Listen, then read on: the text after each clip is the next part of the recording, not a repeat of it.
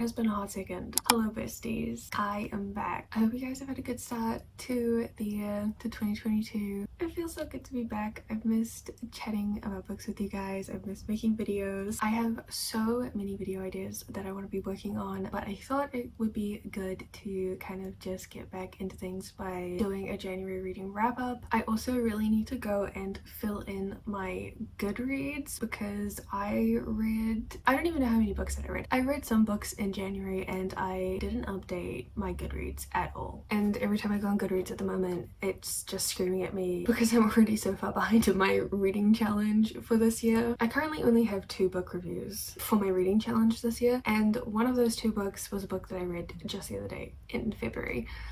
I only reviewed 1 book in January, but I didn't only read 1 book. I read a few books actually in January. So let's talk about all the books that I read. While we talk about them, I'm gonna write reviews for them on Goodreads, and hopefully Goodreads can stop screaming at me to tell me that I'm a failure. So I started this year in a little bit of a reading slump, and I actually started a whole lot of different books, but the first book that I actually finished was Sweet Bitter by Stephanie Danler. And when I say that I have been wanting to read this book, I don't know, for forever. I distinctly remember going to the library when I was younger, we'll say maybe like 12 or 13, and this one book really caught my eye, stood out from all the other books on the shelves, and that book was Sweet Bitter. And I remember picking it up and reading the back of it and knowing, being 12 or 13, that this was an adult book. I wouldn't really get it.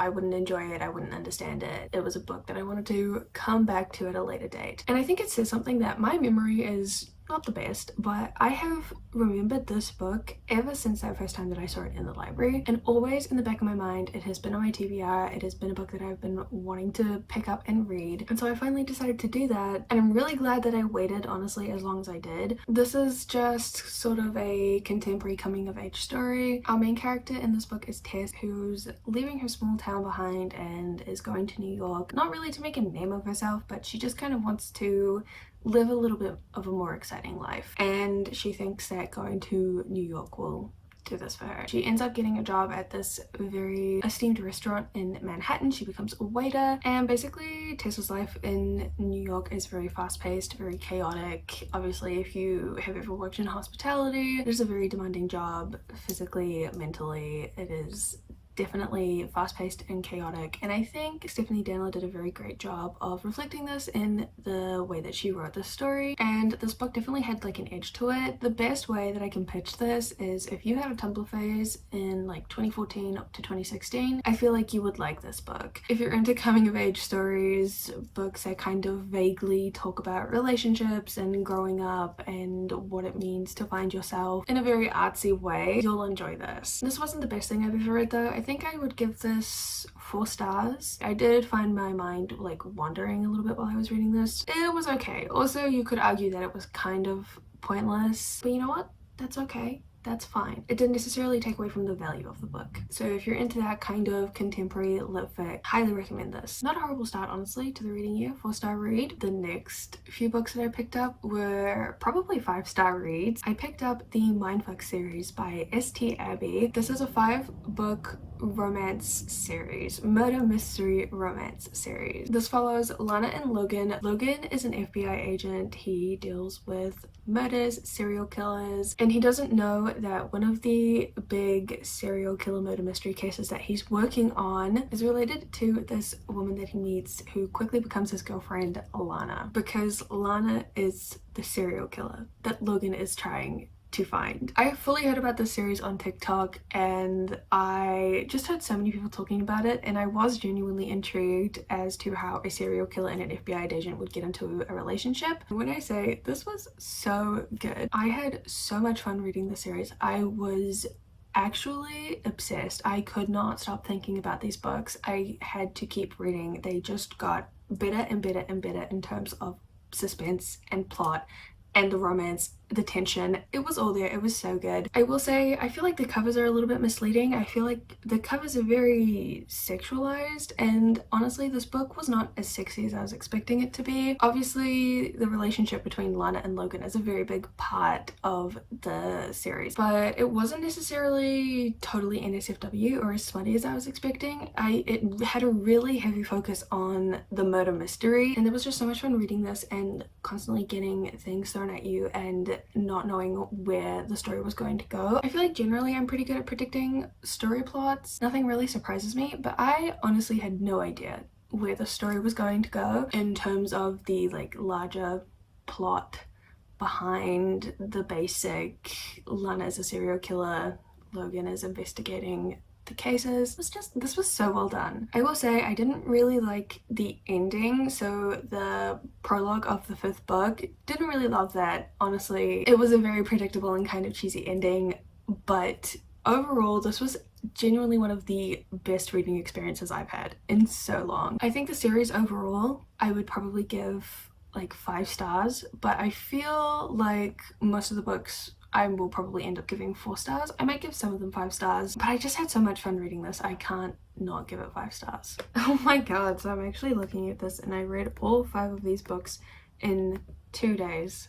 I'm not gonna lie, at this point I was thinking that I was getting out of my reading slump, especially with the next book I read being another 5-star read. Technically it's not actually a book, and this was the only book that I reviewed on Goodreads in January, and that is a fanfiction by Miss King Being 83 on AO3 called All the Young Dudes. Oh my god. When I say that this fanfiction broke me. Okay, so All the Young Dudes is a Harry Potter fanfic, but a previous generation fanfic. So if you know anything about Harry Potter, you would know Harry's parents are called James and Lily. You would know that James and his 3 friends were called the Marauders. So All the Young Dudes is a Marauders fanfic about James and his group of friends, but it is told from the perspective of Remus Lupin, who is in the Harry Potter series. And after reading this fanfiction, I can honestly say that he is a criminally underrated character in that series. And listen, obviously Harry Potter, we do not stand J.K. Rowling. We really do not. But this fanfic was phenomenal. Not only was it as long as the actual Harry Potter series itself, potentially even longer, it was somehow more emotional.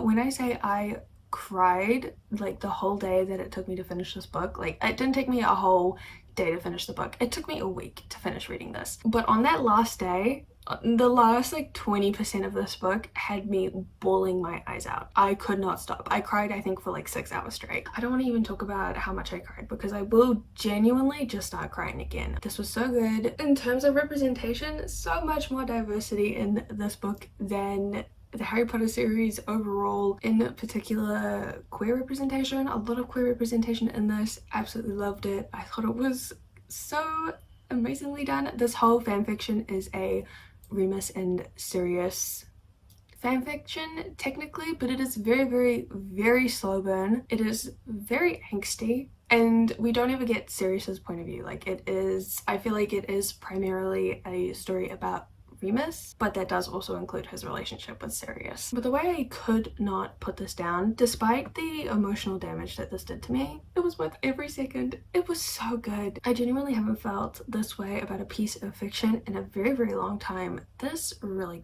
just was fantastic.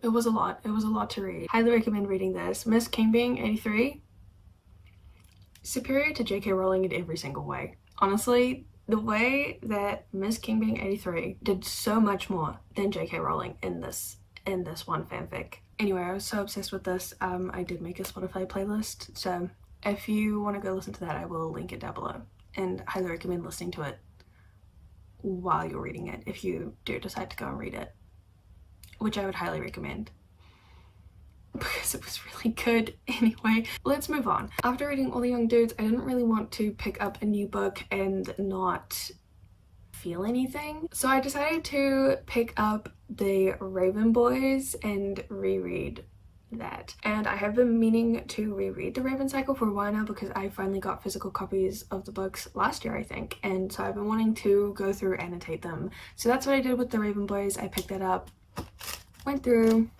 annotated it, and this was really good. I'm very excited to carry on with the series. I honestly think the first book in this series is probably the worst, in the sense that I remember reading this once and absolutely not caring at all. I actually read this and then decided not to carry on with the series, and then one of my best friends genuinely was like, you have to keep reading because it just gets better, and it really does. It only gets better from here. If you don't know what the Raven Cycle is about, it is kind of about a girl named Blue who has grown up with a family of psychics, and she's been told her whole life that she will kill the first boy that she falls in love with and kisses. And the book kind of kicks off when Blue gets told that this is the year that she will meet the boy that she falls in love with, and it's also the year that she meets these group of boys who go to a private school in her town, and that group of boys consists of Gansey, Ronan, Adam, and Noah, and it's about them becoming friends. It is about them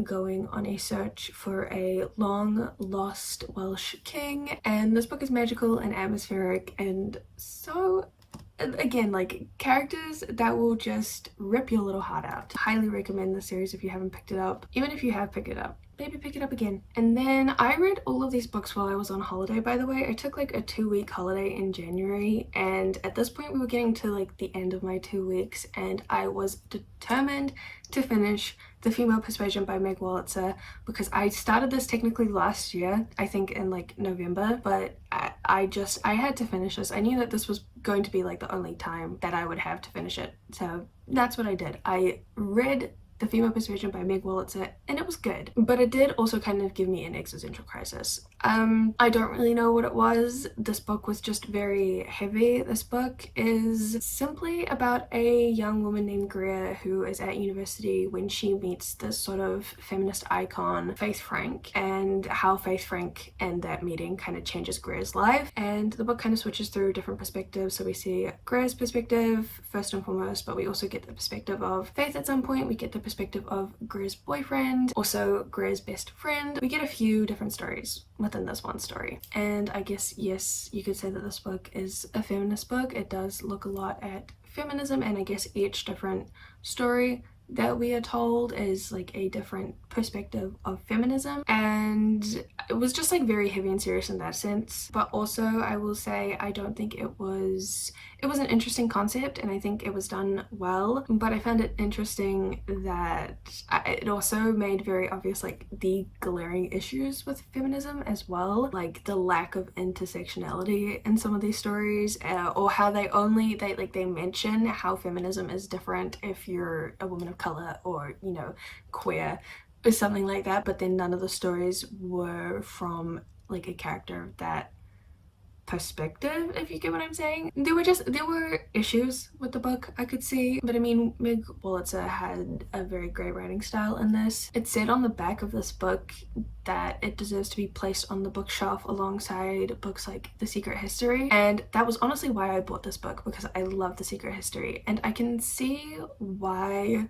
they said that. Very similar writing style, very similar kind of storytelling, but also very different. I don't know, The Secret History never gave me a crisis about existing. Kind of a rough way to finish off my holiday. Honestly, it wasn't the best holiday read. I don't know if I'm gonna give this 3 stars or 4 stars. I think we'll give it 4 stars just for the fact that I don't know if a book has ever made me have a crisis of this kind before to this extent. And I feel like that kind of has to mean something. So, did I read anything else in January? I honestly don't even know. Oh, no, I did, right? I did. The next 2 books that I read in January, I read for a video that I'm hoping to upload very soon, and so I'm going to be talking about those books in that video. There were 2 dark romances, I'll say that. So, look out for that video coming soon with the reviews for those books. And then on the very last day of January, I ended up reading Twisted Hate by Anna Huang. This is the 3rd book in her Twisted romance series, and this came out January 27th, January 28th, so it was a new release, and this was so good. It wasn't actually so good. Actually, there were things that I really didn't like about this book, but the way that I am obsessed with Josh and Jules, again, so obsessed, made a playlist about this book as well because I really vibed with this. We'll leave a link to that down below if you want to go listen. As the title suggests, this is a enemies to lovers romance, I guess you could say. It's more enemies with benefits. Basically, Josh and Jules have known each other for a very long time.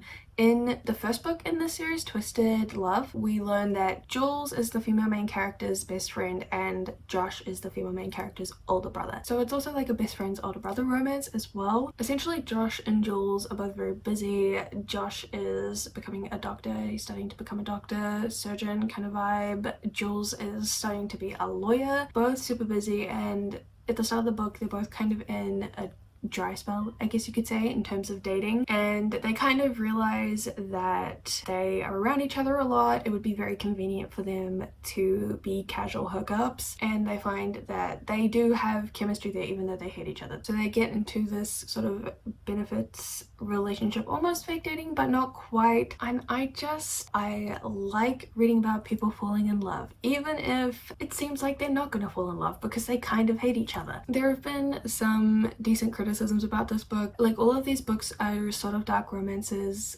and you should probably check the trigger warnings for these. Honestly, my biggest complaint about this book was the fact that the third act was just a whole lot of miscommunication centered around blackmailing. I don't know why people are so obsessed with blackmail as a conflict in romances, but I am honestly so sick of it, especially when I feel like the blackmail could just be resolved if the character being blackmailed was like, hey, I'm being blackmailed. I really feel like it would just be that simple to resolve a lot of the issues, but that was my biggest issue with this book. I felt like the third act, the plot was just like a little bit irrelevant. But in terms of the romance, in terms of the relationship, I loved Josh and Jules together. I still think probably that the first book in the series is my favorite, but I think this would be a very close second, and I'm so excited the fourth book in the series comes out, I think in June or maybe July. Cannot wait to read it. We got hints at what's going to happen in that book and this one. Also, I will say these are all technically standalone books, but as I said, both of the characters in this book have relations to one of the main characters in the first book, so you do kind of get spoiled for the first book